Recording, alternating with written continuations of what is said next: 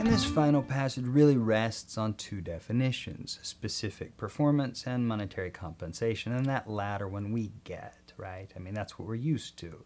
Somebody gets sued, they have to pay for the work they didn't do or the harm that was done to the other party.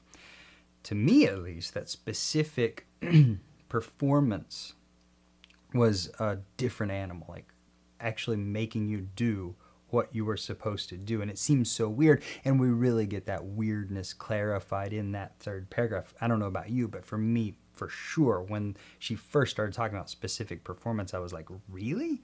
You're gonna just make him build the wall he was supposed to build? What if he builds it shitty?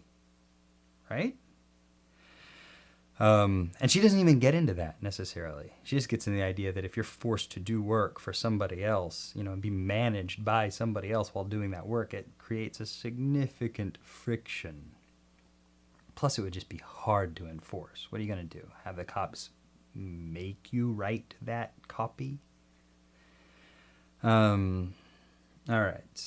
I think we've talked enough about what was going on. So these two definitions. And the first paragraph lays out the competing definitions or the competing concepts. The second paragraph mounts the argument for some places where specific performance is necessary. Because I don't want the money, I want the thing you were supposed to sell me. I want that piece of art. So you should be compelled to actually complete the sale. And then the final paragraph talking about episodes where we just talked about that specific performance isn't probably appropriate. Having understood now what we have read, let's answer some questions. 23, an example of specific performance. So we just need some time when the court makes somebody do the thing that she was supposed to do, and that's why answer choice B is correct. It's the only one where the person is doing the thing she was contracted to do, forced by the court to complete the contract. For question 24, what would the author say about a case where someone had not performed the work that she was supposed to do? We know the answer to that question, right? I mean, that was the whole point of the last paragraph. That's the kind of case where you don't want to compel specific performance. So why is it C? Because the whole last paragraph says so.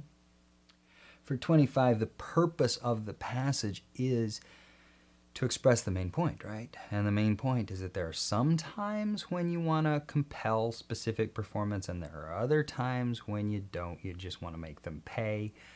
The purpose of the passage is to identify those different times, and we can point specifically in the passage to what those criteria are. And so when you want to know why the answer is E, you've got to be able to say it's E because in line 16 she says it's often the only reasonable remedy when monetary damages couldn't adequately compensate. There's the criterion for specific performance.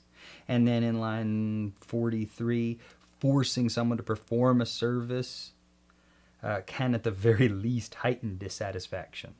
There's a criterion for when you don't want to compel performance. And that's how you can be certain that it fits the main point of the passage and also derives support from the passage itself. That's how you know you got the right answer. And 26, just piggybacking on that same idea. What is the criterion? Well, when the money will work, don't go to specific performance. In fact, again, the direct textual support. I'm in like line 29. I'll start at the beginning of that sentence. In many cases, monetary payment can adequately compensate, and thus the court commonly need not consider specific performance. And there is your answer choice A. There are cases of contract negation where monetary compensation comes first. You don't even have to get to the idea of specific performance. And in order to choose it, you've got to have the passage say it as it does at the beginning of that third paragraph. And we'll finish it off with question 27, something that we don't know, but that if it were true would make the author's argument better. And the author's argument is that in contract cases, employment contract cases, often monetary compensation is preferable.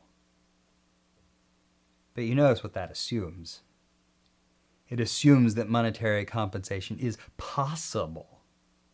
Like, you contracted me to build you that wall, and I just didn't get around to doing it. And now the court's going to make me pay you for the wall?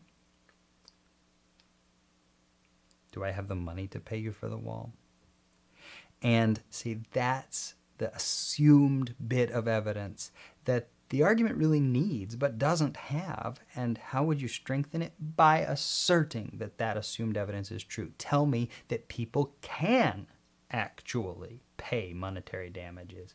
There's your answer choice C. If that's true, if most people who are sued can afford to pay, well, then the argument about doing monetary compensation becomes much stronger.